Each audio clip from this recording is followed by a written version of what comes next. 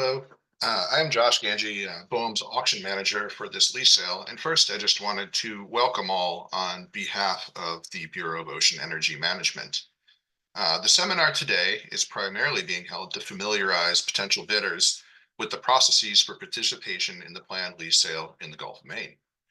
Accordingly, the materials presented are often technical in nature and intended to provide an in-depth look at the steps needed to successfully participate in any future potential auction. However, the seminar is open to the public to provide transparency and ensure that all interested parties are fully informed on how BOEM conducts its lease sales. First, I'm going to go over some logistics for the seminar today and then give an overview of the agenda. First, I would like to note that this seminar is being recorded. If you are uncomfortable with this, please exit the meeting now. Second, all presentations from today will be posted on BOEM's website to allow for future review of any of the materials covered. Throughout the morning, you will be hearing topics covering the proposed sale through the conclusion of an auction and post-auction processes. We will also be holding all questions until after the presentations in the question and answer session, as subsequent presentations may provide answers you are looking for. However, we do invite you to type your question into the Q&A box on the Zoom platform at any time throughout any of the presentations. We will be addressing these questions in the question and answer session in the order in which they have been posed. Please note that today's seminar is focused on the procedures and requirements for a potential lease sale, and questions not related to this topic may not be taken as BOEM might not have the personnel present for satisfactory answers to other questions. However, BOEM is available for any inquiries on any of our activities through our Public Affairs Office. Similarly, if there are any media inquiries or questions from the press, we ask you to contact our Public Affairs Office as well. We will now take a look at the agenda for today. Next slide, please. Here we are. So first, I'm just going through the introductions and meeting protocols, which we've just done. Next, we'll be hearing from Zach on the proposed sale notice and what is in there. We'll come back to me for a review of the deadlines and milestones for bidders. We will then turn it over to Marty in our economics division to provide an overview of the fiscal terms used in the lease sale. We'll then go to our colleagues, Larry and Olga at Power Auctions for a presentation on the auction format and software platform. Following the conclusion of the presentations, we'll open up the Q&A session, which again will be done through the Q&A box on the Zoom platform. We'll hold that open as long as needed to answer all questions, and then we will wrap up the meeting. So with that, I will now turn it over to Zach to review the PSN and what is being proposed for sale. Thank you, Josh. Yeah, and as Josh mentioned, I'm Zach Jilka. I'm a project coordinator within the Office of Renewable Energy Programs here at BOEM. Next slide, please. All right, so this is just a high-level overview of where we are in the planning and leasing process in the Gulf of Maine. I'll just note that this process has been going on now for a couple of years. It has involved multiple rounds of public engagement, comment periods, and spatial suitability modeling and deconfliction to arrive at the proposed lease areas that we'll share today. The area identification process culminated in March of this year with the publication of that area identification memo. We published, as I'll explain more in a moment, the proposed sale notice, and we're in that comment period right now. We anticipate publishing the draft environmental assessment later this month. And then following that, we'll be reviewing all the comments we've received on both the proposed sale notice and the draft EA. And then should we move forward, we'll issue a final environmental assessment, likely in September, and then later in September, the final sale notice, followed by a potential auction in October of this year. Next slide, please. So yes, the proposed sale notice was published in the Federal Register on May 1st, 2024. The docket number on regulations.gov is BOEM 2024-0026. Should anyone like to make a comment? The proposed sale notice generally describes the lease areas that are being potentially offered for leasing, the proposed conditions and stipulations of a lease, bidding credits, the proposed auction format, instructions on how to become a qualified bidder, specific questions that we're seeking feedback on, and the process for issuing a lease. And the comment period closes on July 1st, 2024. Next slide. The PSN package, these are just the different documents really that make up the proposed sale notice. So there's the proposed sale notice, Federal Register notice. Then there's also a proposed lease. And we published one version for all 8 proposed lease areas. And then we published a separate document to capture the unique addendum A for every lease. And both of those are on our website.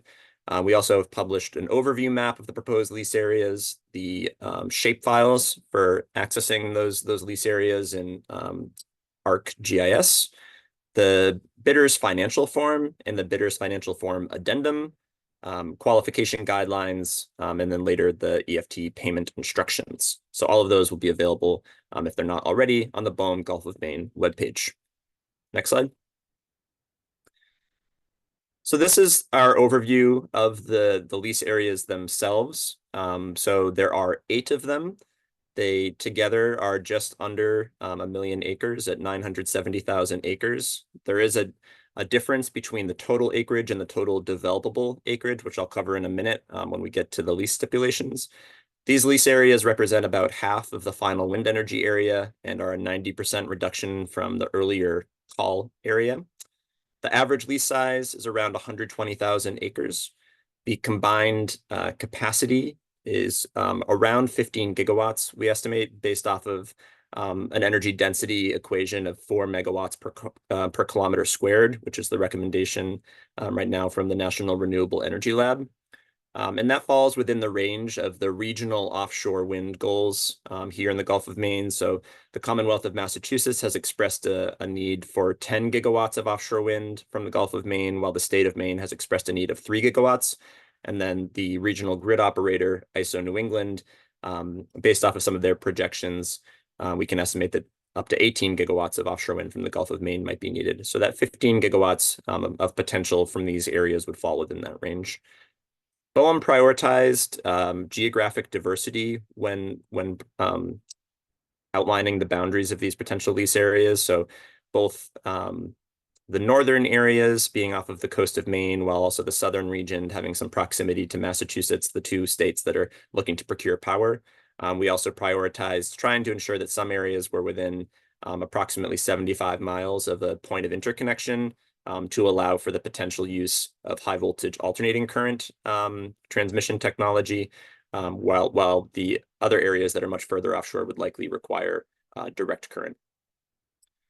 There are several areas that we avoided from the final WIA step, and I'll just mention those briefly, which included areas of high groundfish fishing activity.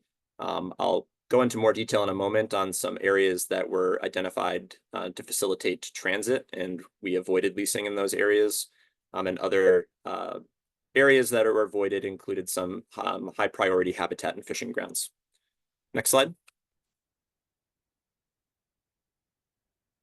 And this slide just captures the total acreage of each of the lease areas and differentiates the developable acres where appropriate, for that total acreage and average amount. Next slide. So for the auction format, we are proposing 2 different approaches. However, one is the preferred approach at this time. That preferred approach would include 2 regions, a north region where you can see OCSA 0562 and OCSA 0563, and then a south region that would have 6 leases in it. Within this structure, a bidder could win up to 2 leases, either 1 in the north and 1 in the south, or 2 in the south. There is an alternative structure that we're taking comment on, where there would be 3 regions, a north, a south, and an east. And you can see that pictured on your screen right now. In that format, the bidder could win up to 2 leases again. However, they could only win 1 lease per region. So both of those options are open for public comment, as is everything in the proposed sale notice package. We are also proposing a multi-factor auction format. We'll go into a lot more detail on this in the later presentations. I'll just mention that the bidding system would be a combination of monetary and non-monetary factors. Next slide. Again, we'll go into a lot more detail on these, but in the multi-factor auction format, we're proposing 2 bidding credits, each at 12.5%. One would be a contribution to workforce training, supply chain development, or a combination of both, and the other would be for a contribution to a fisheries compensatory mitigation fund. Next slide. So this slide is a high-level overview of the lease and sort of what is in a lease. So it covers the rights of a lessee to submit to BOEM for approval a site assessment plan and a construction and operations plan for a wind energy project. However, it's important to emphasize here that a lease by itself does not authorize any activity within the leased area and no construction activity. The plans that I just described are subject to subsequent environmental, technical, and public reviews prior to BOEM, a BOEM decision on whether or not to approve them. And BOEM can approve modifications, or not approve a site assessment plan or a construction and operations plan later in the process. The lease covers the terms, the preliminary term, the site assessment term, and the operations term, which is proposed for 33 years. It also covers payments, which we'll get into more detail in that financial assurance, as well as lease-specific terms, conditions, and stipulations, which are covered in Addendum C. Next slide.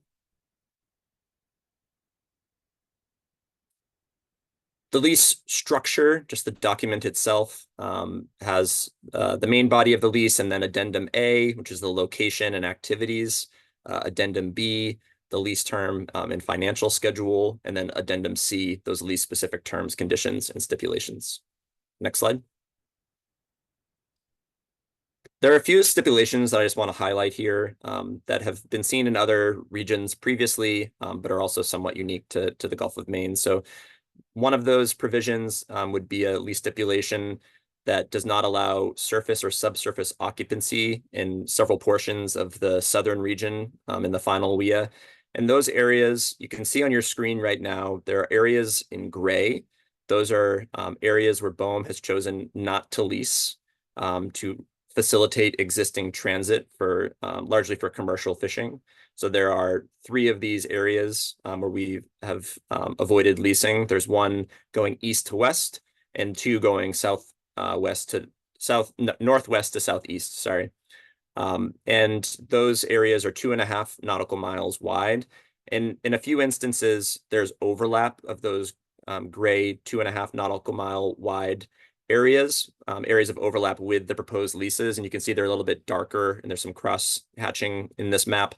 In those areas of overlap where the lease kind of extends into those areas, we are proposing to not allow any surface or subsurface occupancy. So no floating turbines or the anchoring mooring structures or floating interarray cables in the water column. There's also a stipulation we're calling the good neighbor stipulation, which is relevant to both the OCSA 0565 and 0566 in the southern region and the 2 northern areas as well. It's where you have 2 leases that share a common boundary. And in those cases, those leases must maintain 2 common lines of orientation with their wind turbine generator layout. Or if they don't have those 2 common lines of orientation, they must have a setback from the lease boundary of 1 nautical mile each, or 2 nautical miles total. Next slide. The Gulf of Maine also adopts the enhanced engagement framework that's been used now in several of our more recent lease sales, starting in the New York Bight. This provision requires the communication plans for fisheries, federally recognized tribes, and agencies. But the plans basically show how a lessee would strive to engage with those different entities and stakeholders. And then there's a progress report requirement for every 6 months following the execution of the lease in which the lessee must summarize their engagement with all affected stakeholders, not just those that are subject to the communication plans. And this is a cyclical process. You can see in the graphic this cycle of engagement, reporting, feedback, and refinement. And what that's designed to do is have a lessee do that engagement, report on kind of what they've learned through that engagement, and then those reports are published on the BOEM website. The public and BOEM are allowed to kind of give feedback through that process, and then the lessee is expected to refine their engagement approach and keep this cycle going through COP approval. Next slide. These are just a few other highlights from Addendum C and other issues that are covered. So it covers survey plans, protected species, ensuring that project activities comply with the statutes related to protected species, and the resulting consultations that we have with our federal family resource agencies. It also covers project labor agreements, and that lessees must make every reasonable effort to enter project labor agreement. The bidding credit details, supply chain statement of goals, national security and military operations, as well as site access by BOEM for research purposes. And then at the bottom here, it says the lessor, BOEM, reserves the right to impose additional terms and conditions incident to the future approval or approval of modifications of plans. Next slide.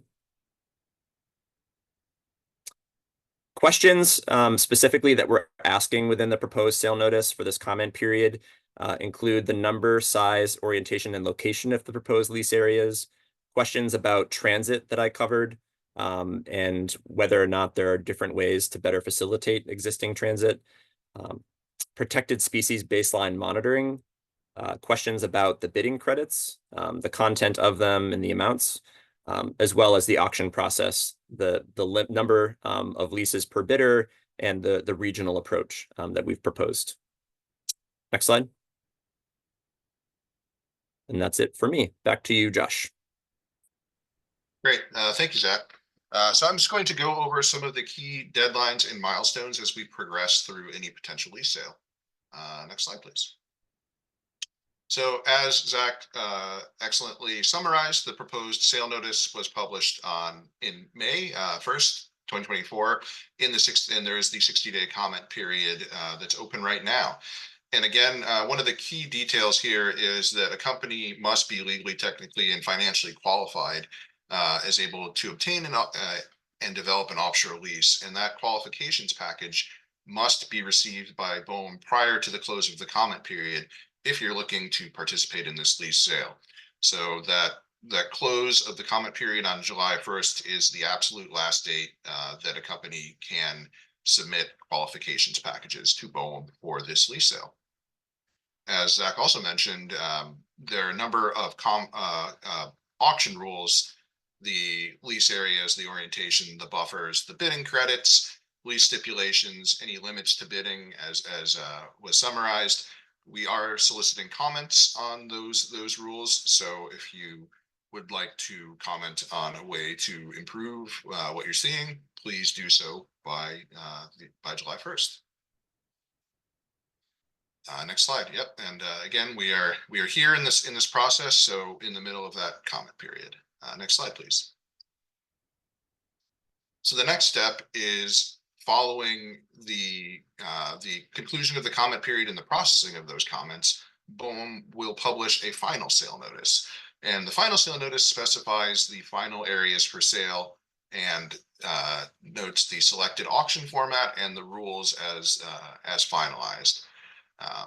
This would incorporate any changes based on the feedback from the comment period, and it also specifies the timing of submissions needed to qualify for any bidding credits that are offered. Marty will go into a little more detail on those as well. Another important step of the final sale notice is that it does list all of the eligible bidders that have qualified for the sale. And while those companies are eligible, it does not guarantee that they will participate, just that they are able to do so if they choose to. The final sale notice also sets the dates for the next steps, which I'll go through next. And it's noted that there's a minimum of 30 days from the publication of that final sale notice until the auction. Next slide, please. So once that final sale notice is published, there are a number of steps that are triggered by it as well. So first, the bidder financial forms are due to BOEM. This lists any affiliations with other companies. It designates the principal points of contact and any bidders up to 3 that are eligible to commit resources on behalf of the company. It also lists the bidding credit information, so the company does have to apply to qualify for those bidding credits. So at that bidder financial form stage, that is where they would present their conceptual strategies on how they will comply with any bidding credits. The bid deposits are also paid. I believe in this case, for one lease area, it's $2 million. So that needs to be done. And the date for that is specified in the final sale notice. Prior to any lease sale, our colleagues at Power Auction also host a connectivity test, which allows those that are looking to bid to make sure that they can log into the system properly and that they've set up the needed security requirements. In this case, login.gov account and a FIDO compliant security key. Typically a day or two before the auction, we also hold a mock auction. This is, again, a way to make sure that all bidders are comfortable with the system and walk through the processes needed to successfully place bids. It's at this stage also we would be notifying bidders of any bid credit eligibility prior to that mock auction. And following the mock auction, we then proceed to the live auction. Next slide, please. I'll be pretty brief on this one because Larry and Olga will go into much more detail on this process. But essentially, bidders log into the system. There are subsequent rounds of the auction that occur until there's one winner for each area based on the rules set in the final sale notice. I would note that there is also a new auction format being used for this sale compared to some of our previous sales. And that'll go into much more depth later. We also update our website periodically throughout the day for anyone who wants to follow what's going on in the auction. And the lease is provisionally awarded for the second price, which is the new auction format. Next slide, please. So at the conclusion of the auction, the first step is there is a declaration of provisional winners. This is confirmed by the panel at BOEM that has that certifies the results of the election or of the auction, and BOEM will announce those provisional winners through a press release. The next step is that the Department of Justice reviews the results of the sale and the process of the sale for an antitrust review to make sure that there's nothing of concern in our process. This review can last up to 30 days and is expected to last 30 days. So provided that DOJ does not identify any issues with the sale, at the conclusion of those 30 days, BOEM can send the leases to the winners for execution. Once received, the provisional winners have 10 business days to pay the balance of the bonus or monetary bid. So this is the cash bid portion of the sale, subtracting any bidding credits and bid deposits. There's also required financial assurance for obtaining a lease. So this needs to be filed with BOEM as well. And then they must sign those lease copies and return them to BOEM for execution within that time period. Following BOEM signing off on those leases, we then have new lessees. Next slide. So that is a quick run through of the key deadlines and milestones as we progress through the sale. And I'm now going to turn it over to Marty Heinze for a review of the fiscal terms used in the sale. Thank you, Josh. Next slide, please. My name is Marty Heinze. I'm with the Boehm Economics Division. I will cover the proposed monetary payments, bidding credits, and financial assurance for the Gulf of Maine auction. Next slide, please. As Zach described, the Gulf of Maine lease sale will be held as an ascending clock auction, and the lease is awarded to the highest bidder. Our auction is a multi-factor auction, meaning the winning bid can be made up of a combination of monetary and non-monetary factors. The non-monetary factors are bidding credits for commitments to financial investments in specific offshore wind objectives, which I will cover in the following slides. Next slide, please. Bidding credits are calculated as a percentage of the bid price. This is different than a couple of earlier offshore wind auctions where the bidding credits were calculated as a percentage of the cash bid. Boehm has proposed 2 bidding credits for this lease sale. Bidders may receive the bidding credit in exchange for their commitment to a monetary contribution to offshore wind programs or initiatives. Bidders must indicate their interest in bidding credits on the bidder's financial form, BFF, and submit a conceptual strategy indicating their plans to meet the requirements of the bidding credit when they submit their BFF.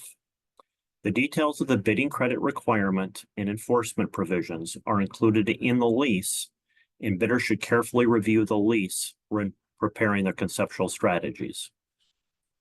The first bidding credit is for an equal contribution to workforce or supply chain development supporting the offshore wind industry. The second is a 12.5% bidding credit for contributing to a fisheries compensatory mitigation fund. If a bidding credit is awarded and the lessee fails to fulfill the bidding credit requirements, the bidding credit amount will be due with interest payable to the U.S. Treasury. Next slide, please. This slide presents a simple example for $100 million accepted high bid on a lease area where the bidder is qualified for both Gulf of Maine bidding credits. The total credit amount would be $25 million split between the 2 bidding credits. Next slide, please. The Workforce Training and Supply Chain Development bidding credit is awarded with a commitment that the lessee will invest the amount of their credit in programs that will advance the U.S. floating offshore wind training and/or supply chain development. Commitments to workforce training must result in a better trained or larger domestic offshore wind workforce that will provide for more efficient operations via increasing the supply of fully trained personnel. Trained employees must be able to be hired by any lessee. For the supply chain development bidding credit, the investment must result in overall benefits to the U.S. offshore wind supply chain in either development of new or expanded capacity or improvements to the supply chain by reducing upfront capital or certification costs, including the building of facilities. Lessees are not permitted to retain an ownership interest in these supply chain efforts, but can purchase goods or services at market rates. The lessee has until the submission of the first Facility Design Report, or FDR, or the 10th lease anniversary to follow through with the commitments. Otherwise, the lessee will own the bidding credit commitment to the Treasury with interest. Next slide, please. The second bidding credit is 12.5% and for a contribution to a fisheries compensatory mitigation fund. The contribution must be made or the fund established by the 5th lease anniversary or submission of the first FDR. Again, if the commitment is not met by the established dates, the amount of the bidding credit with interest is payable to the Treasury. Next slide. Bidders indicate their interest in the bidding credit on the BFF and must also submit a conceptual strategy to indicate the actions the lessee will take that allows Boehm to confirm compliance with the bidding credit provisions in the lease. Boehm convenes an auction panel that reviews the conceptual strategies to determine whether to award the bidding credits in advance of the auction. Bidding credits are awarded on a pass-fail basis. The auction panel reviews the bidding credits based on the specific requirements outlined in the BFF addendum and the lease. The conceptual strategy demonstrates an understanding of those bidding credit requirements and a commitment to follow through with the steps for implementation. The conceptual strategy is intended to be conceptual, but still must provide BOEM enough information to objectively verify the bidder understands the bidding requirements in the lease, and the plan outlined in the conceptual strategy commits the bidder to fulfilling the bidding credit requirements. The BFF addendum lists out the requirements for the conceptual strategy. I think it's the next one of the following slides. Or prior slide, please. We're still on the slide. Yes, thanks. The following slides highlight the specific requirements that must be met in your conceptual strategy for the BOEM auction panel to review it favorably. Again, bidding credits are awarded on a pass-fail basis. Bidders will be notified whether or not they receive the bidding credits in advance of the mock auction. Next slide. For the 12.5% workforce training supply chain development bidding credit, there are 4 things that should be covered in your conceptual strategy. It must describe the specific proposals or objectives with the understanding that this is only conceptual. How these proposals will support workforce training or development of the domestic supply chain. How will the lessee select recipients? And the process for documentation and verification. This section is critical and shows BOEM the bidder understands what must be provided to BOEM for verification. Next slide, please. The conceptual strategy requirements for the fishing fund bidding credit is similar and closely mirrors the workforce training and supply chain credit. The bidder must describe the primary provisions it proposes to include in the Fisheries Compensatory Mitigation Fund charter, or if there's an existing fund, what those provisions are. Describe a process or mechanism for compensating fishers for income loss or gear loss or damage, including such losses or damage that may occur before the Fisheries Compensatory Mitigation Fund has been established or the contribution made. This is during the survey stage of the lease. Certify that documentation and verification processes for the Fisheries Compensatory Mitigation Fund will be established, and that the fund itself will be funded according to the requirements in the lease. Essentially, that the contribution will be made. Next slide, please. Now we can move on from the bidding credits into other fiscal terms in the auction. The annual rent payment for this lease is $3 an acre. The initial rental payment is due within 45 days of the lease effective date and then due annually on the lease anniversary. Rental payments are adjusted for relinquished acreage and phase development as commercial operations begin. This is an example for lease area 0562. Next slide, please.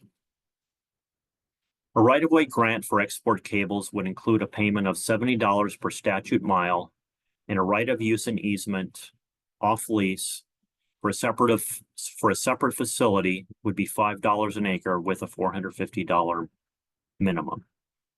Next. The operating fee is paid in advance. It is calculated based on an operating fee formula with proxy values instead of actual prices and generation. The operating fee formula is outlined in each of the subsequent slides. Next slide, please.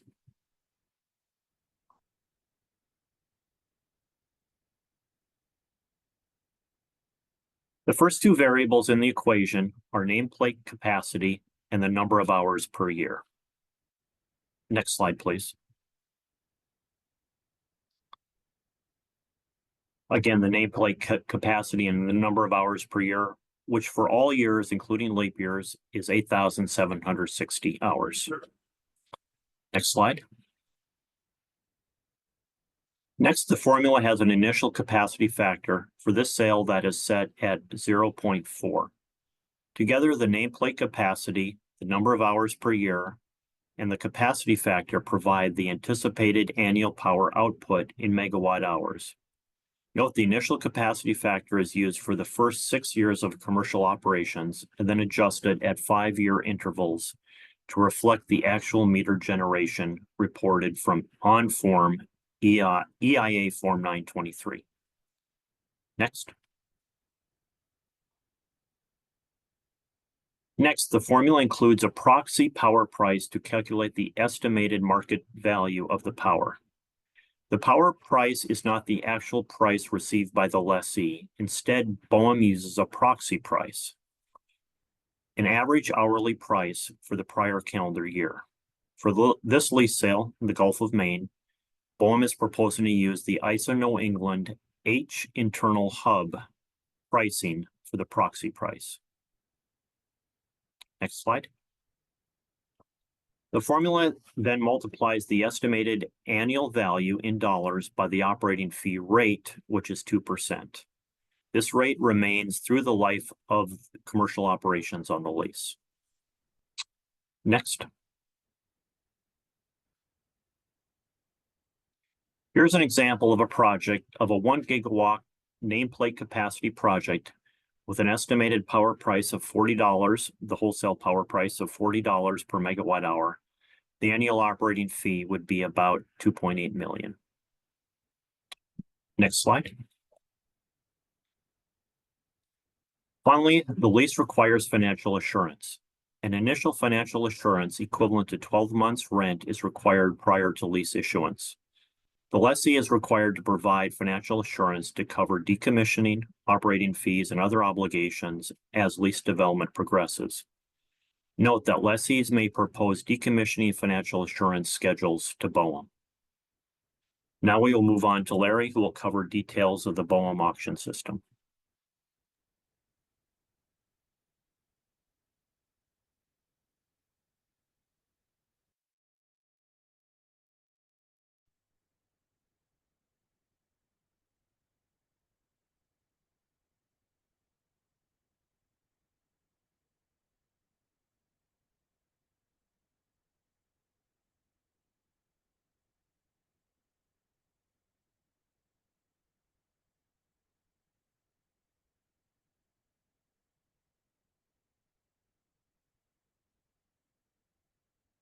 Power Auctions LLC is the auction services contractor to BOEM for these auctions.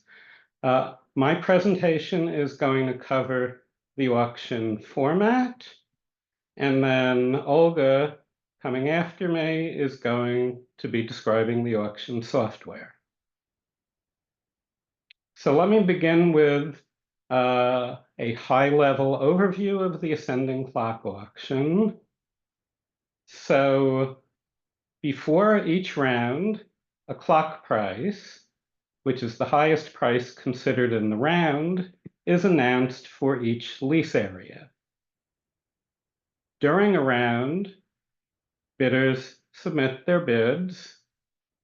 After each round, the auction system processes the bids and calculates the aggregate demand and the resulting posted price for each lease area. Each bidder is then informed of the aggregate demand and the posted price for each lease area. And the process continues until the closing rule is satisfied. And the closing rule is the auction concludes after the first round, in which there is at most one bidder on each and every lease area. Let me also give a schematic of the process. So a round opens at a specified time. Bidders place their bids during the round, and then the round closes at a pre-specified time. And let me emphasize, nothing about the bidder's bid is communicated to any other bidder during the round. and there's no use of a timestamp or anything like that in the processing of the bids. So there is no advantage to a bidder to placing a bid in the first 5 seconds, nor for the bidder to wait until the last 5 seconds. Bidders should just place their bid when comfortable doing so, and with plenty of time before the round ends. After the round has closed, the bids are processed to determine if the auction should close.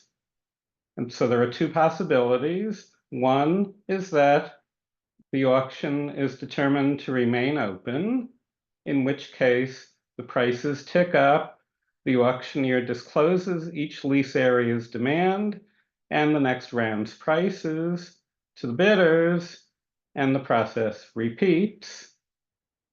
On the other hand, if the processing determined that the auction should close, then that would have been the last round, and the winners and final prices are determined. Now, for those of you who participated in auctions prior to 2024, there are 5 primary changes as compared to past auctions. So the first one is that the upcoming auctions will use a second price rule. Under the old auction rules, the winner had paid its final bid price. Under the new auction rules, the winner pays the highest bid by another bidder. And the easiest way to see the difference is to look at a graph that sort of lays out a hypothetical auction. The graph, of course, only displays a single lease area, whereas the Gulf of Maine auction will actually have 8 going on simultaneously. So in our hypothetical, but as in any of these auctions, there is what is referred to as a round 1 clock price. In round 1, there is only a single price, and in this hypothetical, the lease area receives 5 bids. Okay, so in this case, demand is much greater than supply, so price needs to tick up. What is announced is a round 2 clock price, and in round 2, the active prices are everything in between the round 1 clock price and the round 2 clock price. In this hypothetical, all 5 bidders indicate that they're willing to bid up to the round 2 clock price, so prices need to tick up further. We now have a round 3 clock price, and you'll see in this hypothetical, bidder A drops out, indicating that this price indicated here is the highest price at which bidder A is willing to go. But we still have 4 bidders who continue to the round 3 clock price, so prices need to tick up further. So a round 4 clock price is announced. In this hypothetical, 2 more bidders reach their bidding threshold. That's the maximum that bidder B is willing to pay. And then this higher step is the maximum that bidder C is willing to pay. But we still have 2 bidders who are willing to go to the round 4 clock price. So it goes up to round 5. And in this hypothetical, bidder D now hits his bidding threshold. Bidder E bids all the way up to the round 5 clock price. And under the new auction rules, the amount bidder E will be the winner, as always, but now bidder E wins and pays the quote-unquote second price in the auction. That is the highest price that bidder D was willing to pay. Now, comparing that with the old auction rules is very simple. Watch the transition here. Under the old auction rules, if bidder E bid up to the round 5 clock price and bidder E won, bidder E would pay the round 5 clock price. So the comparison is that in the new rules, the winning bidder pays the second price, whereas under the old auction rules, the winning bidder paid its own bid price. Okay, so that is the first primary change in the format as compared to past auctions. The second change is that under the new rules, if a bidder wishes to bid on a different lease area in the current round, it will be allowed to submit a bid to reduce demand for a lease area it bid on in the previous round, and simultaneously to submit a bid for another lease area. And under the proposal in the PSN, a bidder is able to bid for 2 lease areas. So a bidder who's bidding on 2 lease areas could continue bidding on the same lease areas. It could switch one of those to another lease area. It could switch both of those to other lease areas. So this allows a bidder to possibly switch to another lease area if the price of the first lease area exceeds its specified bid price. The third primary change is that the determination of provisional winners will no longer use a 2-stage process that was described in the pre-2024 PSNs and FSNs. Rather, very simply, the bidder who remains on a lease area after the final round becomes its provisional winner, period. Fourth primary change is that a bidding credit will now be calculated simply as a percentage of the final price. Under the old auction rules, bidding credits were calculated as a percentage of the cash bid, which ended up meaning that during auctions, our most frequently asked question, other than how do I log in, has been, isn't the bidding credit calculated wrong? And we needed to explain that, in fact, you look at the cash part of the bid, the monetary bid, not the overall price. But under the new rules, we do it the more intuitive way. It's simply a percentage of the final price. Finally, and this is quite operative under the Gulf of Maine proposed rules, if a bid is placed for 2 or more lease areas, they will no longer be treated as package bids. Rather, now bids for 2 lease areas will simply be treated as 2 distinct bids. So this again is a change from the pre-2024 rules, but it shifts it in a simpler and more intuitive way. Okay, let me go into bidding detail for the Gulf of Maine lease sale. So first of all, there are 8 lease areas that are offered simultaneously. 2 lease areas in the North region and 6 lease areas in the South region. And each bidder can bid for and win up to 2 lease areas with a maximum of 1 lease area in the North.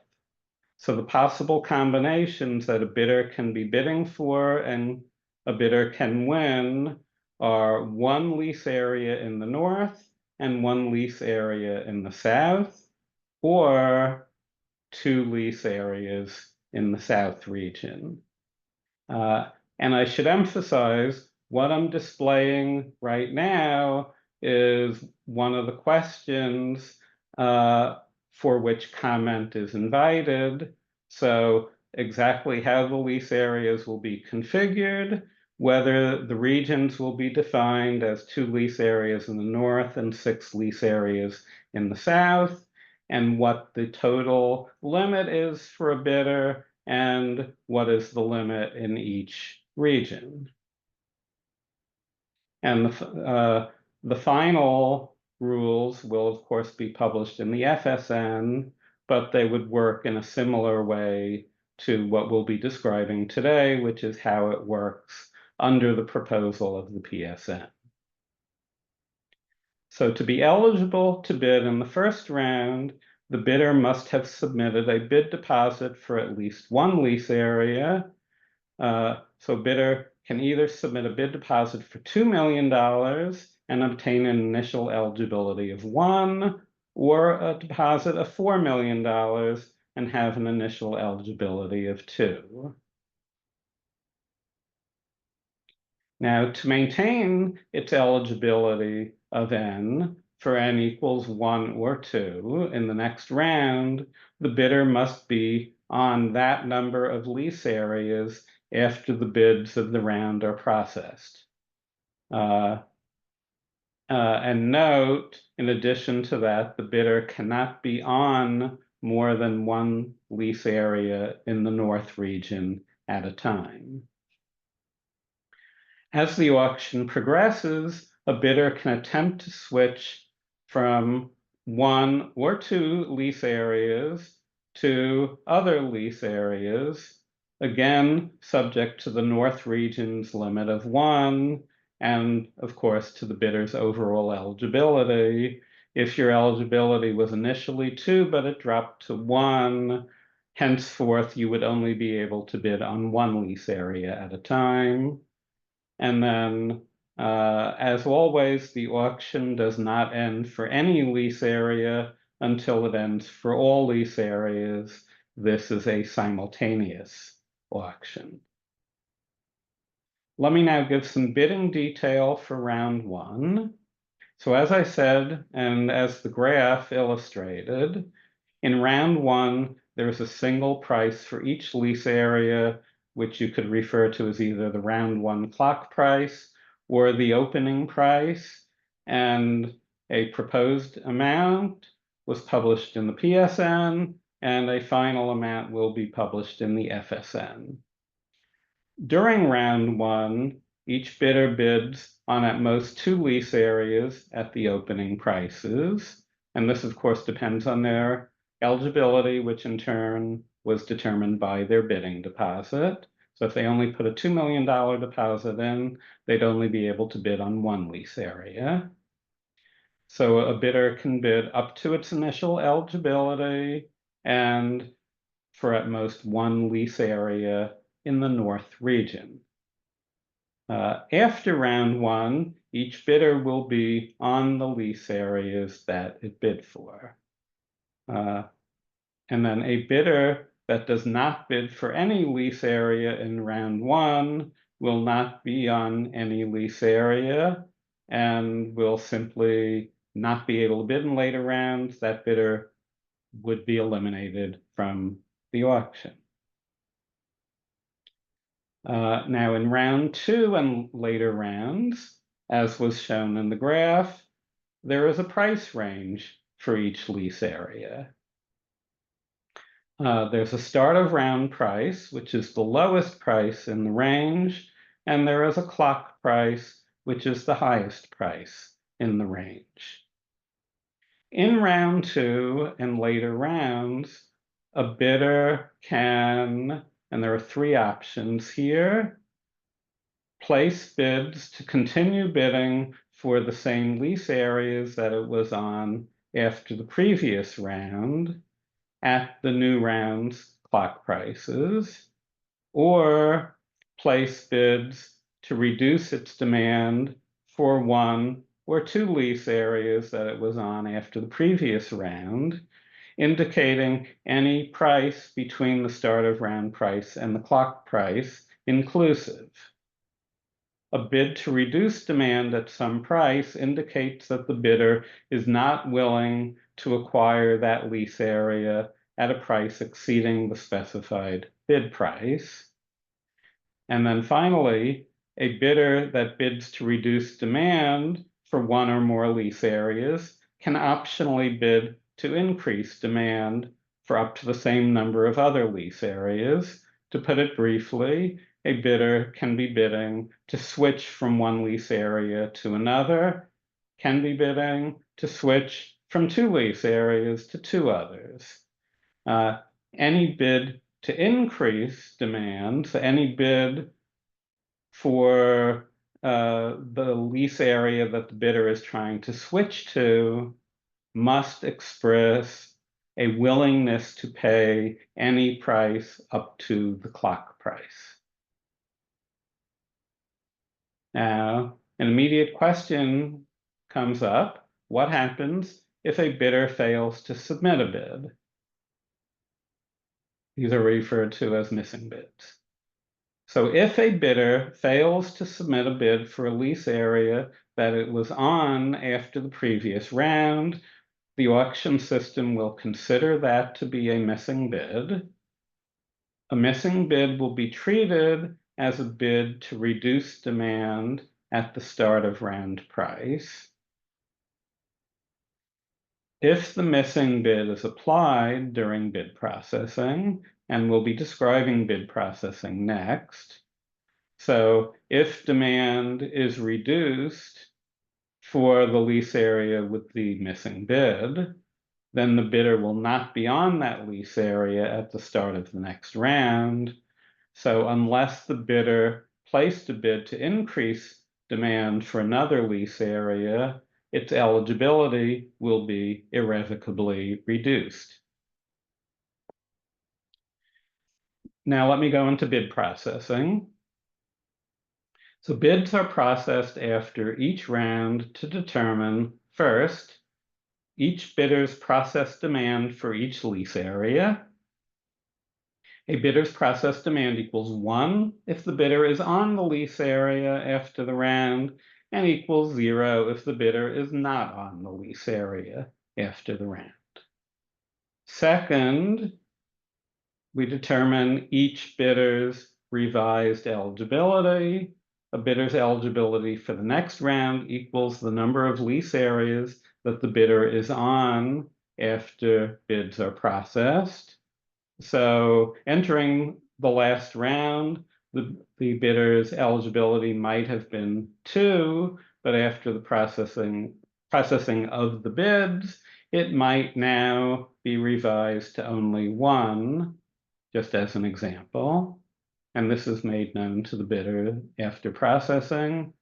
And then finally, the posted price for each lease area is determined, and the posted price of one round becomes the start of round price for the following round. Now, starting in round 2, bids to change demand are treated as requests, and they are not necessarily actually applied during bid processing. Bid processing ensures the following things, and you can think of these as being constraints on whether a bid to change demand is processed or not. Bid processing ensures that at least one bidder remains on each lease area for which there has been a bid in the auction. We refer to this as the no excess supply rule. In other words, we're not going to process your bid to reduce demand if that makes the number of bidders remaining on the lease area equal 0. That would be excess supply. Second, bid processing ensures that the number of lease areas that a bidder is on does not exceed its eligibility and is at most 1 in the North region. The order in which bids are processed is referred to as price point order, and it's done lowest to highest. So let me explain what a price point is. A price point indicates the distance of the bid price between the start of round price and the clock price in percentage terms. So here's a first example. Suppose for lease area A, the start of round price is $100,000 and the clock price is $110,000. Then a bid at the start of round price, that is 0% of the distance from the start of round price to the clock price. So that is referred to as being a price point of 0%. A bid at $105,000 is halfway from the start of round price to the clock price. So that has a price point of 50%. If you placed a bid at 110,000, that would be 100% of the distance from the start of round price to the clock price. And so that would have a price point of 100%. As a second example, suppose in the same round, lease area B has a start of round price of $200,000 and a clock price of $220,000. Then a bid at $205,000, observe that's a quarter of the distance from the start of round price to the clock price. So that would be referred to as having a price point of 25%. Now, why am I describing all this? Let's say a bidder in a given round submitted a bid for lease area A at a 50% price point and a bid for lease area B at a 25% price point. Well, these bids are processed in price point order from lowest to highest. So the bid for lease area B would be processed before the bid for lease area A, assuming that the bid for lease area B, the one that's processed first, assuming that it is allowed to be processed, that is, if it's consistent with the constraints. Otherwise, the system would then turn to the bid on lease area A. Okay, let's describe process demands now. Bids are processed one at a time after the close of the round. A bid to continue bidding on the same lease area that the bidder was already on in the last round, a bid to continue bidding on the same lease area at the new round's clock price is always applied. A bid to reduce demand on a lease area can run afoul of the no excess supply rule. A bid to reduce demand on a lease area will be applied only if, after it's applied, there would be at least one other bidder remaining on that lease area. And then finally, a bid to increase demand on a lease area will be applied only if, first, it would not cause the bidder to reduce its eligibility, and second, it would not cause the bidder to exceed the North region's limit of one lease area. Ties, well, the reason we allow a lot of flexibility and a whole interval of prices that you can bid on is so that bidders can bid odd numbers and so that ties typically will not occur. But if ties occur, that is bids to change demand at identical price points, if they occur, they are resolved by randomization within the auction system.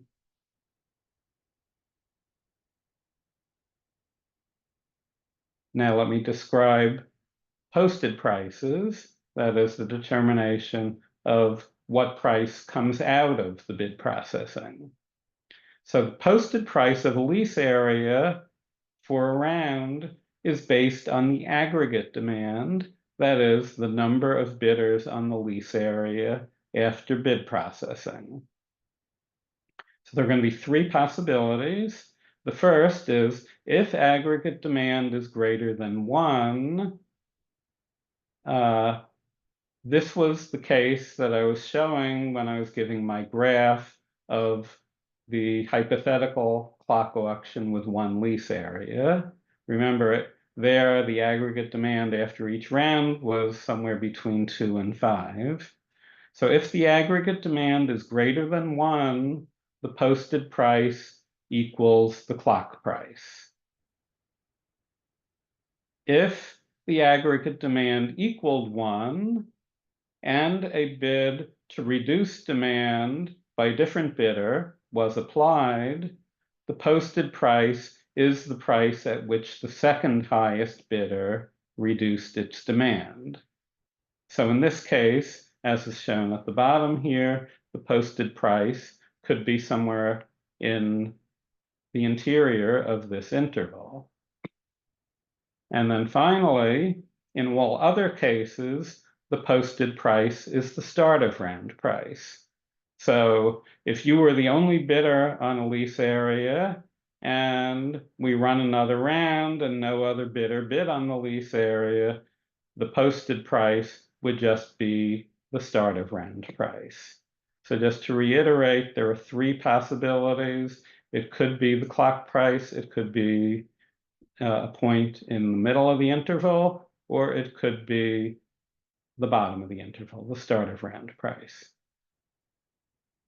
Okay, winner determination, this is very simple. The auction concludes when bid processing after a round results in at most 1 bidder remaining on each lease area. That is, no excess demand. When this occurs, the bidder remaining on each lease area becomes the provisional winner for that lease area, and the price to be paid for a lease area equals the posted price after the final round, less any applicable bidding credit. Okay, let me give an important bidding pointer. Obviously, we do not give auction advice, we do not give bidding advice, but here is something to understand that emanates directly from the auction rules. To assure that its eligibility is not reduced after the current round, a bidder must bid the clock price for that number of lease areas.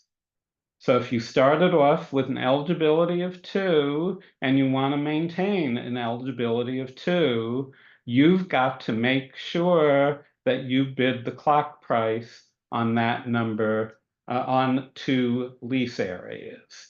And if your eligibility is 1 and you want to maintain your eligibility of 1, you should make sure that you bid the clock price on 1 lease area. Now there's flexibility. You can continue bidding on the same lease area at the clock price, or you could reduce demand on 1 or both of the lease areas that you've been bidding on and simultaneously increase demand on other lease areas, on the same number of lease areas.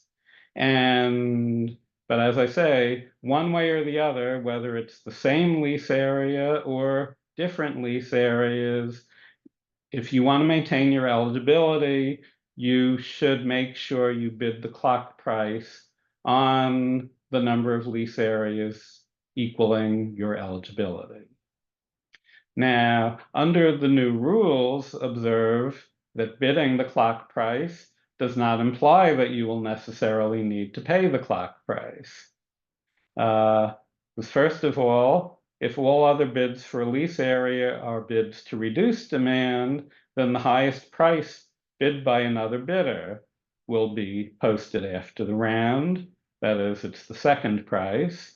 And if you are the only bidder for a lease area, the price is not going to go up further. The start of round price will be posted. The price will not increase at all.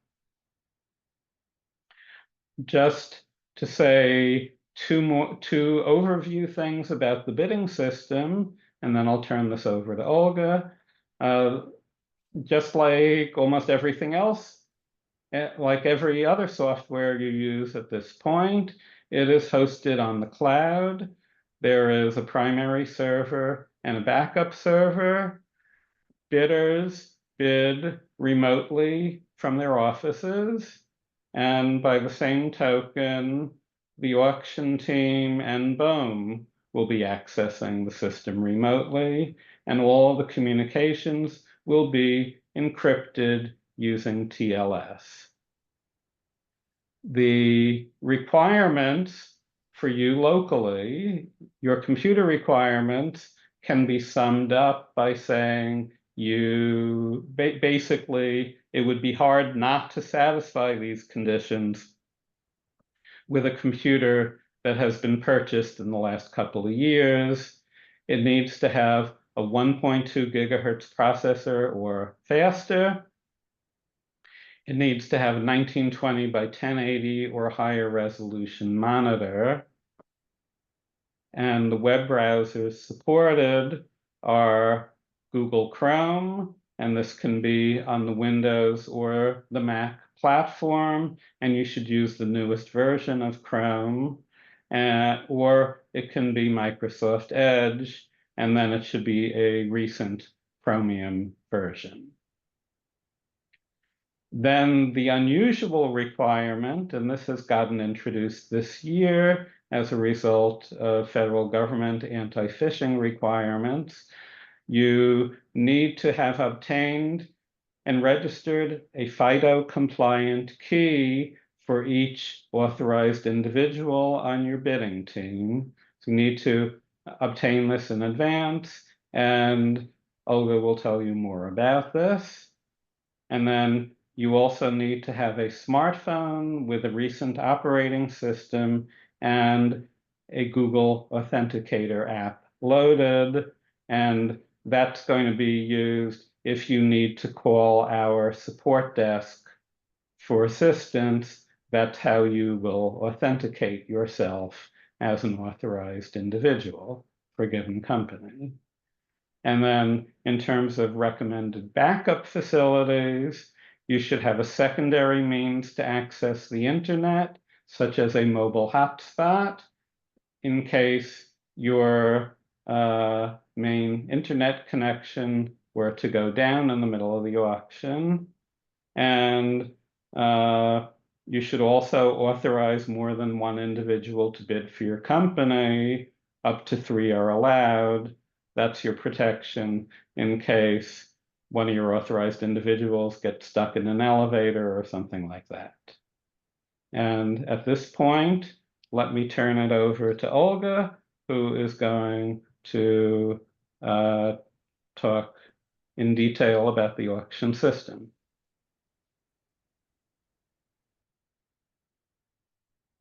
Good morning, everyone. My name is Olga Fetisova, and I'm with Power Auctions. And I will make a brief introduction of the BOEM auction system. All authorized individuals will have several other opportunities to receive additional training of using BOEM auction system, including a practice mock auction. So this introduction will be brief just to familiarize everyone with an auction platform. All authorized individuals will receive a link to the home page where during live auction and mock auction platform can be accessed. And all bidders will log in into the auction system using login.gov. Olga, this screen sharing isn't working. Oh.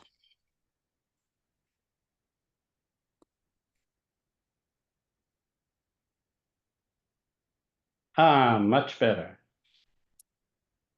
Okay, I apologize. Okay, so this is the home page from which you will be able to access the auction system. Let me briefly show you what the screen structure is. some of the screens will have exactly the same elements regardless of the screen that you are located on. For example, the name of the auction, the timer that will be shown on the right-hand side. If you have any warnings, such as a message received from auction manager or the warning that you haven't placed any bids, those will also be shown on the top bar. The selection of available screens will be shown on the left. And as was mentioned prior, up to 3 authorized individuals from the same bidding company are able to access the system at the time. However, only one of them will be able to place a bid at the time.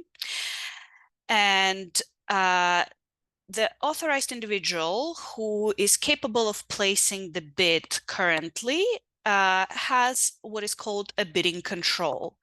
The bidding control can be moved from one authorized individual to another, and the screen will clearly indicate which authorized individual currently has it.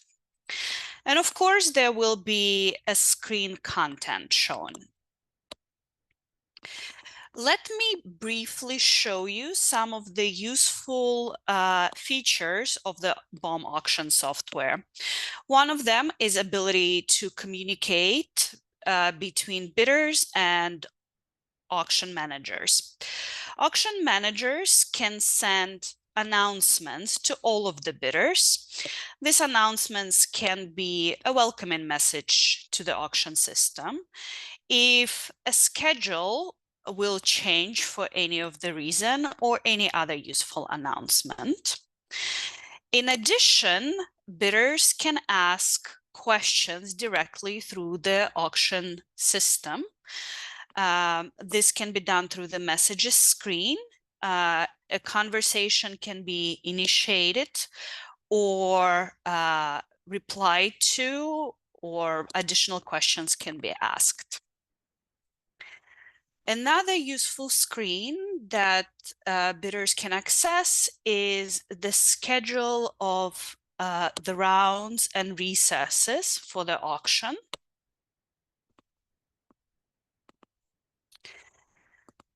Auction info screen shows information about bidders information as well as lease area information for sale.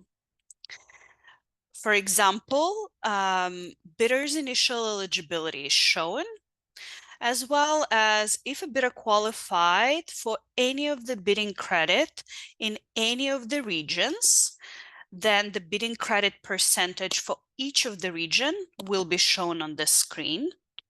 Since qualifications for for the regions are done separately, it is not necessarily the case that the bidding credit percentage will be the same for each of the 2 regions. In addition, information for each lease area will be shown on the screen, such as the total acres and opening price.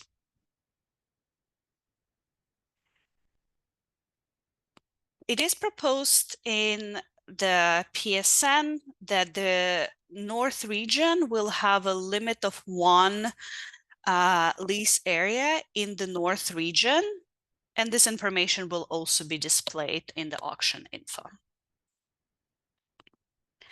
There is an additional tab called General Info in the auction info screen. This tab will display any useful information BOM would decide to post, such as a link for the map for the lease areas or links for the final sale notice or anything else.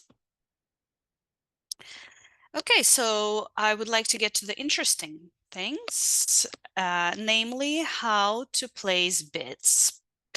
This is an example of the screen where bidders can place bids in round 1. In order to bid in round 1, bidder must have some initial eligibility. which is the case here, an authorized individual who will be placing bids should have a bidding control. The bidding in round one is actually quite simple. Since there is only one price, the only thing the bidder needs to do is to enter a quantity of one for the lease area. In this case, it's a single one because eligibility is one this bidder would like to bid on, and then click on Submit Bids. So this is what this screen would look like if this bidder would place a bid on the very first lease area. Notice that the bidder can bid on any lease area in any region. When bidder has eligibility of 2, the bidder can place quantity of 1 on up to 2 lease area. However, at most 1 lease area must have quantity of 1 in the north region.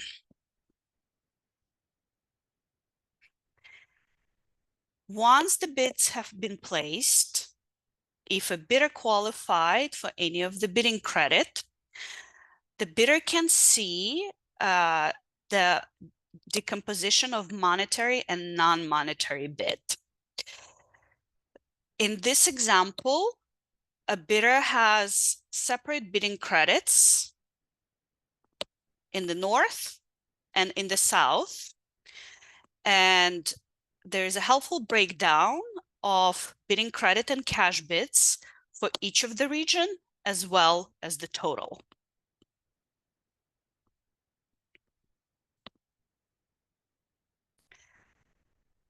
A bidder can change its bids as many times as it would like during an active round.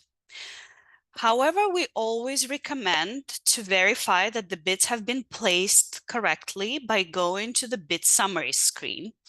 This screen records the latest valid bid submission.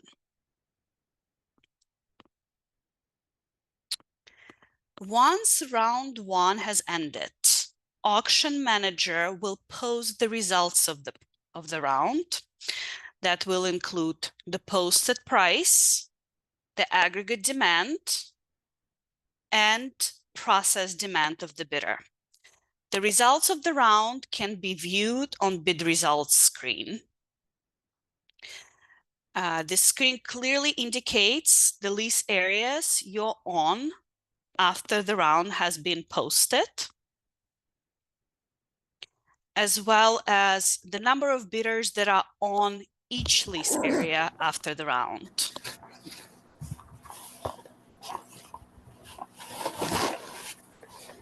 The posted price of each lease area after bid processing will become the start of round price of the next round. And since round one only had one price, the posting of round one is special because the posted price will always be the opening price for that lease area.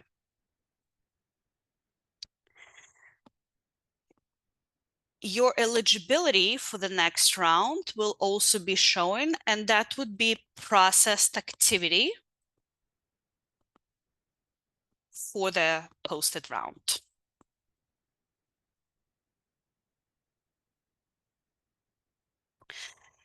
If you qualified for any of the bidding credits, again, you will be able to expand and see what is your processed cash bid and bidding credit is after each of the posted round,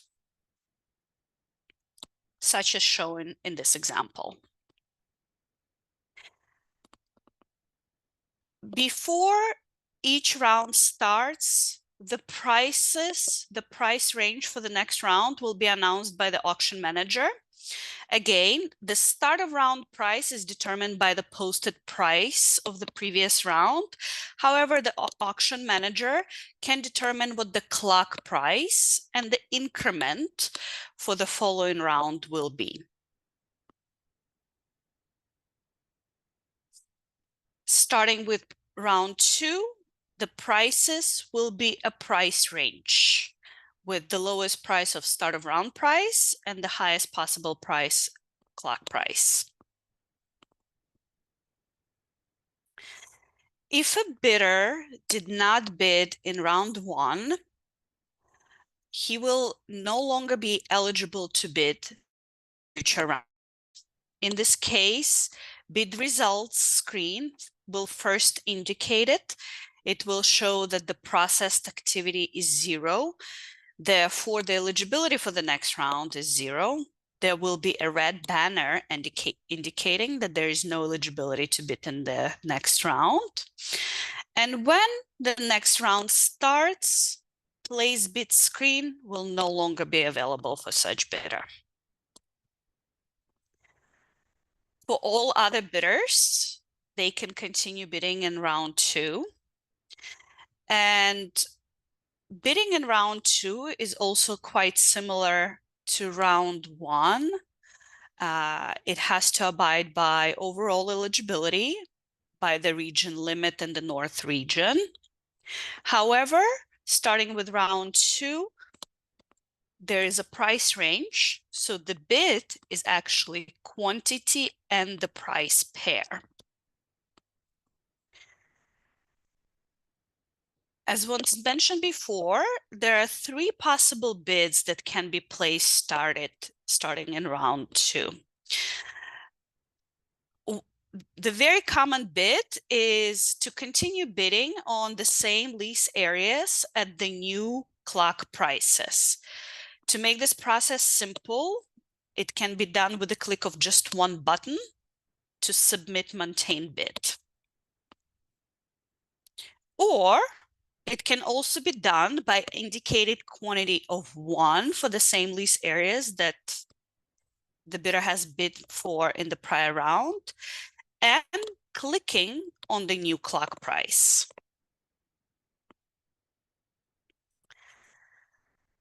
To reiterate, 3 possible bids that are possible starting with round 2 are bid to maintain demand, bid to reduce demand, and bid to increase demand.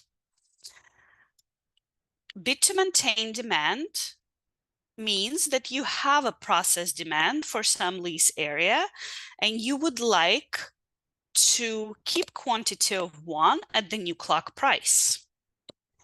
Bid to reduce demand means you have process demand for that lease area, but you would like to reduce the quantity to 0 for that lease area at some price within this round. And bid to increase demand means you did not have any process demand for that lease area, and now you would like to increase the quantity to 1. And then it depends on your current eligibility. If eligibility is 1, then it can be done only at the clock price. And if your eligibility is greater than 1, then it can be done at any price in the round. And I will cover this specific case in just a couple of slides. However, the only reason you would want to use any price in the round is because the way bids are processed, and the system will allow you to put a priority on which bid to increase demand you would rather have processed first. But let me start with a simple case, and that is the case of bid to process demand. Again, bid to process demands, you would keep the same quantity of 1 at the new higher clock price.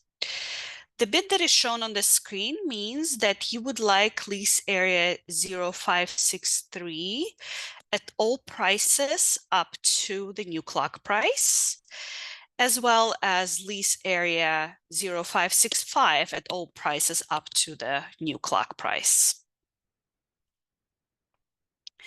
Now let's look at the example of bid to reduce demand. In this example, we are reducing demand for the first lease area at 6.5 million. This bid means that you want to get out of lease area 0562 at 6.5 million. What it explicitly means is that you do want that lease area if the price of it is below 6.5 million. You do not want that lease area if the price rises above 6.5 million.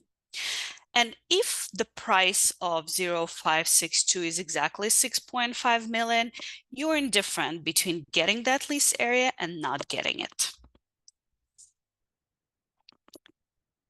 If a bidder placed a bid to reduce demand optionally, this bidder can also bid on something else, increase demand in another lease area. And this is such example. This bid means that you would like to switch from lease area 0562 to lease area 0564 if the price of 0652 exceeds 6.5 million. What it actually means is you would like to be on lease area 0562 if its price is below 6.5 million. However, if the price of 0562 is above 6.5 million, you would like to switch to 0564 for any price up to its clock price. And if the price of 0562 is exactly 6.5 million, then you're indifferent between getting 0562 at exactly 6.5 million or getting 0564 for any price up to the clock price.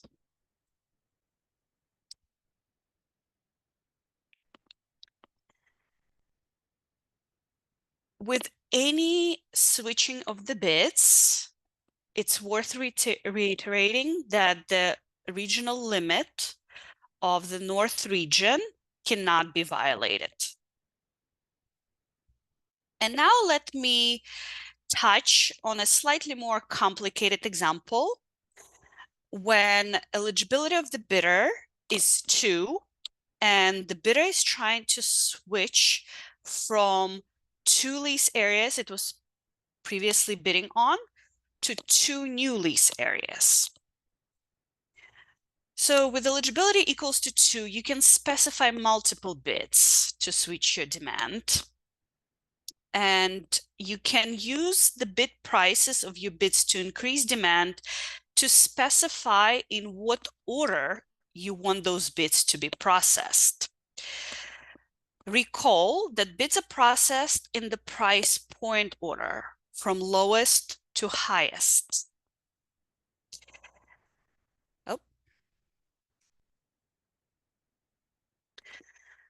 Bid summary screen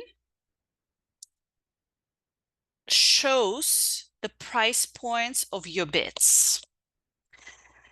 And in this example, notice that there are 2 bids to reduce demands. The bidder is trying to switch from lease area 0563 and 0565 to lease area 0566 and lease area 0568. However, imagine the case where only one of those requests to reduce demand will be processed because of insufficient aggregate demand. Then the bidder can say, well, if only one of those requests will be processed, I have a preference which lease area I would like to get on first. Because bid processing is done from the lowest price point to the highest, the lower price point of the request to increase demand will be applied first. So in this example, the price point to increase demand for 0566 is at 0% price point, and for 0568 is at 100%. What it means that if only one of the requests to reduce demand will be applied, then the bidder will get onto 0566 first.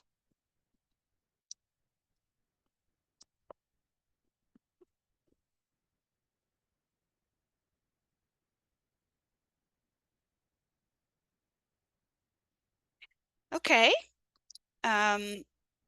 Again, once the round concludes, auction manager will post results of the round. Bidder can always see results of the latest posted round, as well as results of all the previously posted rounds. There's a round drop down available on the screen.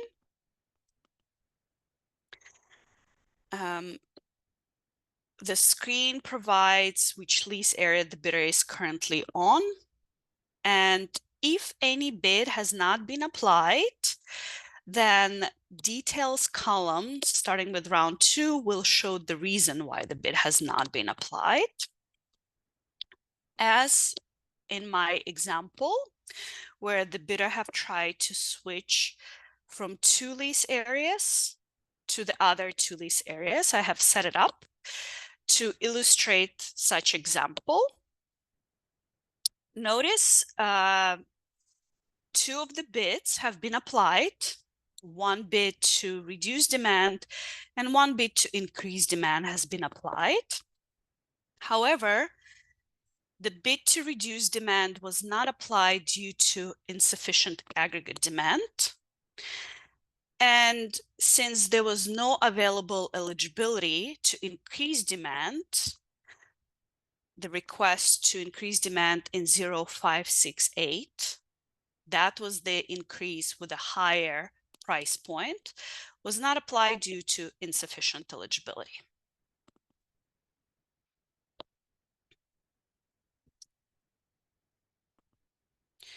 Throughout the auction, a bidder can download information about the bids,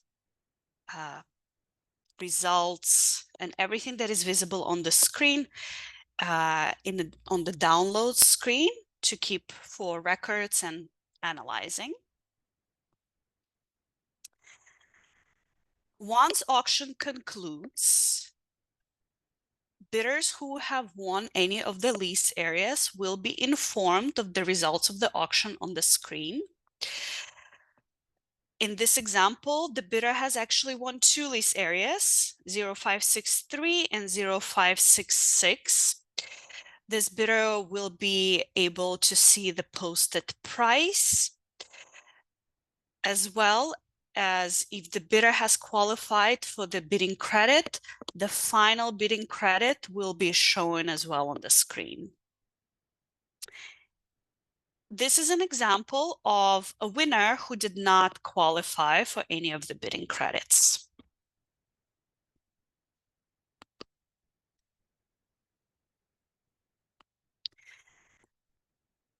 The bidder will also clearly see if it didn't win any of the lease areas. There will be a banner informing him of such. Bidders who have won any of the lease areas will have an additional download with a final price for each of the lease areas.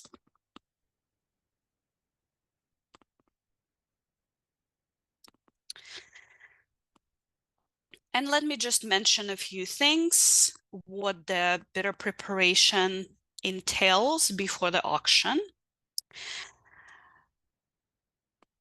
Given a new government requirement for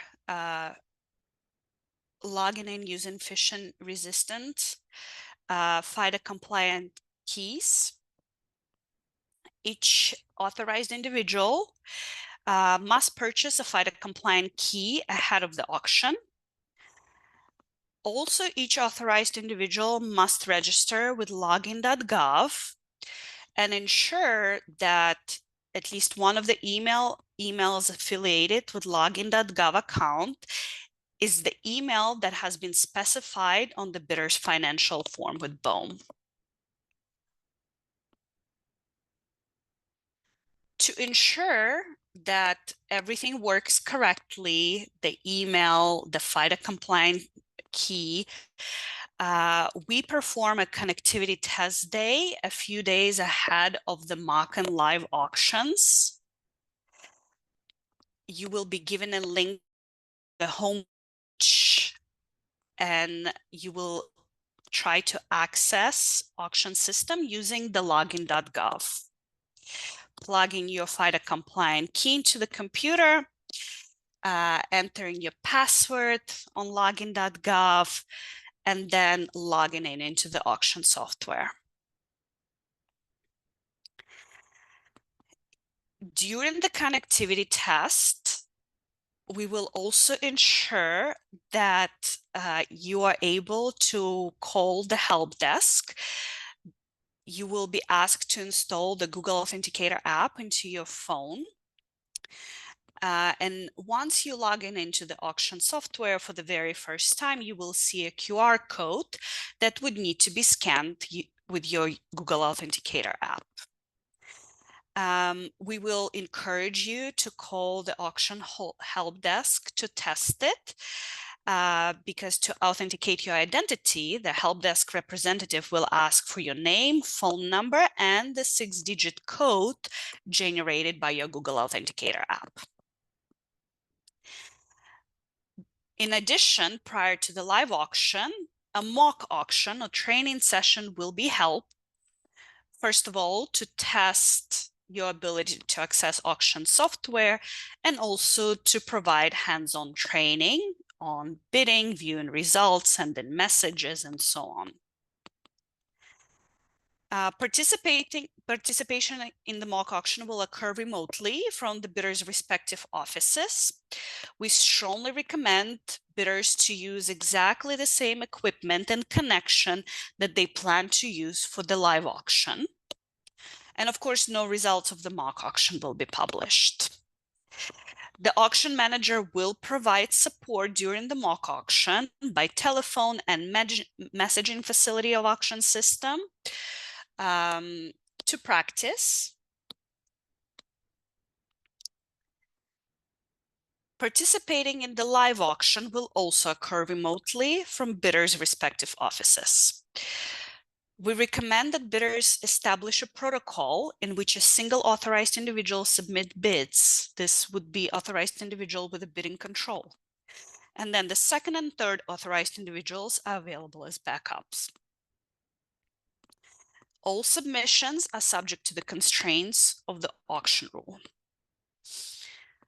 During live auction, the auction manager will provide support by telephone and messaging facility of auction system.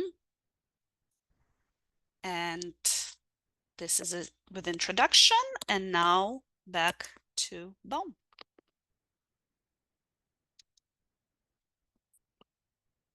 Great. Thank you, Olga. This is a very good presentation.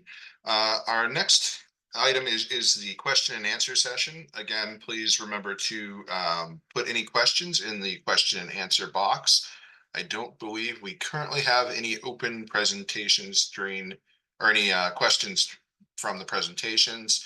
I just did want to note that there was a note from at least one user that they had an issue with the slides syncing to the presentations during some of them. I think that may be individual internet issues. If you experience that, we will be posting the presentation on the website for future review, so you can make sure that you're fully informed. So again, please do put any questions into the Q&A box, and we will hold the meeting open for a few minutes to see if any new questions come in.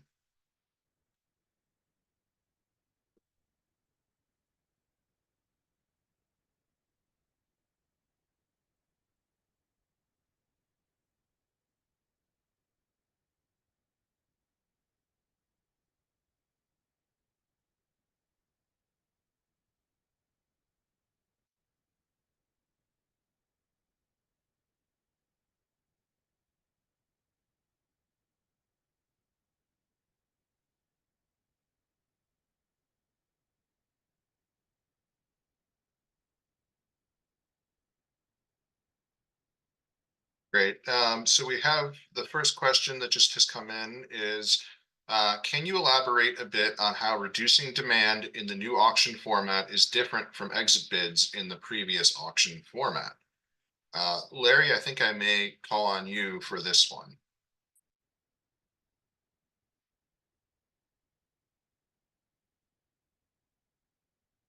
Okay, hopefully my answer will be right. If in the old auction format, if you did an exit bid, that necessarily reduced your eligibility.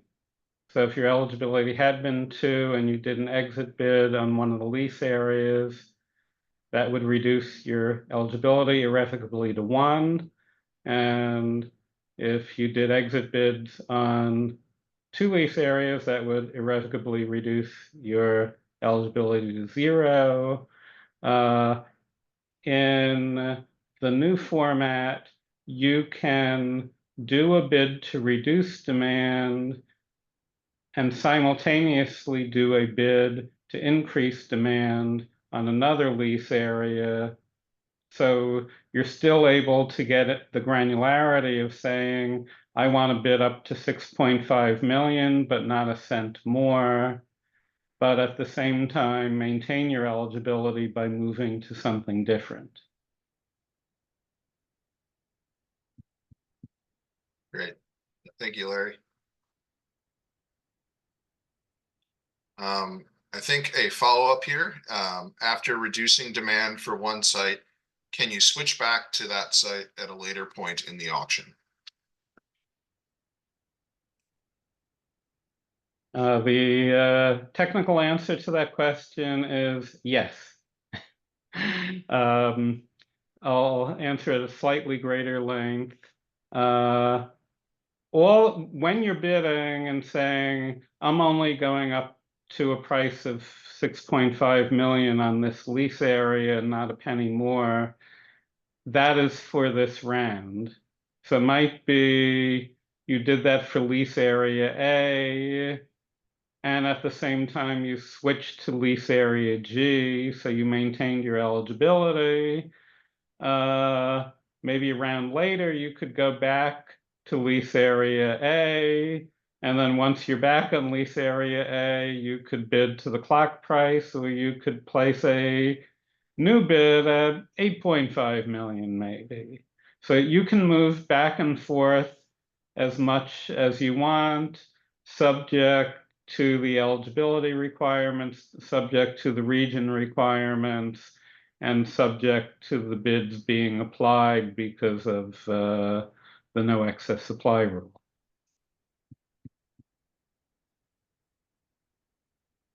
Great.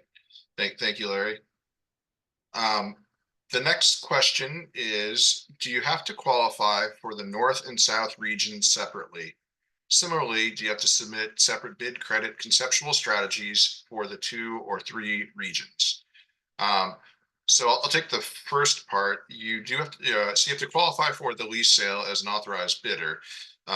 There would be additional bid deposit requirements if you were planning on bidding on more than one lease, more than one area in that. And for the conceptual strategies, Marty, do you want to take that one?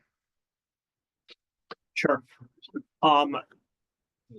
It depends how you phrase or develop your conceptual strategies. Primarily, I assume if maybe a north lease area that's off Maine would focus on picking recipients. If the project expects to sell the power into the state of Maine, would more likely to, I would expect, pick recipients maybe in the state of Maine. Whereas if one of the southern lease areas closer to Massachusetts is more likely to pick recipients off Massachusetts. I think your conceptual strategy, as long as it describes how you'll pick recipients, describing flexibility, I think you could submit one conceptual strategy for both areas, as long as you are clear how you would differentiate choosing recipients. Thanks. And Marty, I think I'm going to ask you to stay on for a couple more questions here. The next one is for the bid deposit. Do you have to submit the $2 million in full, or can you submit some kind of guarantee or line of credit? You are required to submit the bid deposit in full to Honor. Thank you. And the next one is, will there be any examples of successful bid credit strategies made available for reference? Those are generally considered confidential by companies. So no, we will not be releasing sample conceptual strategies. But I just encourage any potential bidders to carefully read the requirements of the lease. So the BFF addendum describes what needs to be included in the conceptual strategy, but your conceptual strategy must thoroughly and carefully meet all the requirements in the lease. So make sure I'd encourage all bidders to very carefully review both documents. Thanks, Marty. I don't have any additional questions at this moment, but I will hold for a couple of minutes in case anyone is typing. Any last minute questions come in.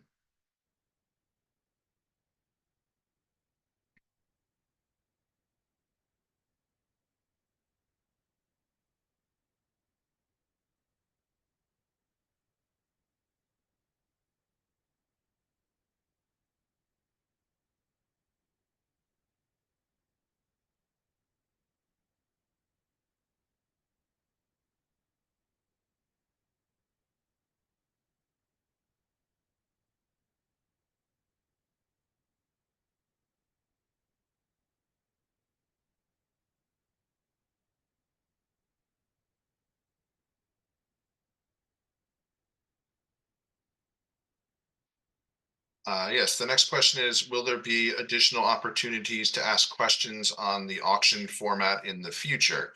The answer to this is yes. First, I would note that BOEM you can feel free to reach out to BOEM at any time with any additional questions that you may have leading up to the auction. For those that do qualify as potential bidders, there are a number of steps that we went over a little bit. So the materials for participating in the auction will be sent to all qualified bidders that describe the process again in detail. We will be holding the mock auction, which is also a good point in the process for posing questions to us live during the mock auction. But again, please do feel free to reach out to us at any time on that, and we will make sure to answer any questions on auction format or process. The next question was, will the conceptual plans be posted on BOEM's website? I believe the answer to that is no. We do not typically make those public as they contain confidential business information. Marty, I don't know if you wanted to add anything on the conceptual plans or the bidding credit information. No, that's correct. That's considered by the companies to be confidential information. So we have not released any of those, and I don't imagine we would in the future. I will add that we, following the conclusion of the auction, we do make public whether credits were qualified for and the amounts that were monetary versus bid credit in the round by round analysis that we do post to the website. So the public will know if a credit was utilized, but not the conceptual strategy.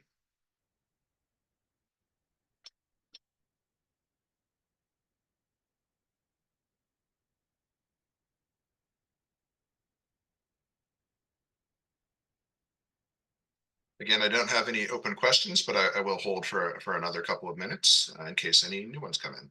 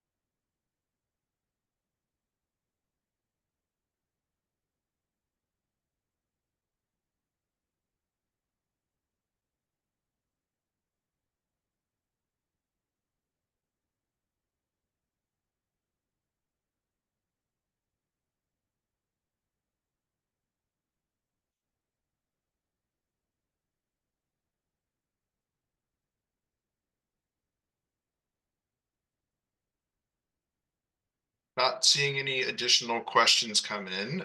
First, I'd like to thank everybody for taking the time today for participation in the bidder seminar. Again, all materials leading up to the lease, any potential lease sale will be posted on our website. You can review those on the Gulf of Maine page, as well as the information on how we got to where we are on the proposed sale notices, all of the public meetings and information that led up to this point. We will also be posting the presentations again so that you can review those. I know the auction format is new, so if you would like to review Larry and Olga's presentations again, those will be available in the near future. Thank you again on behalf of BOEM, and this concludes the bidder seminar.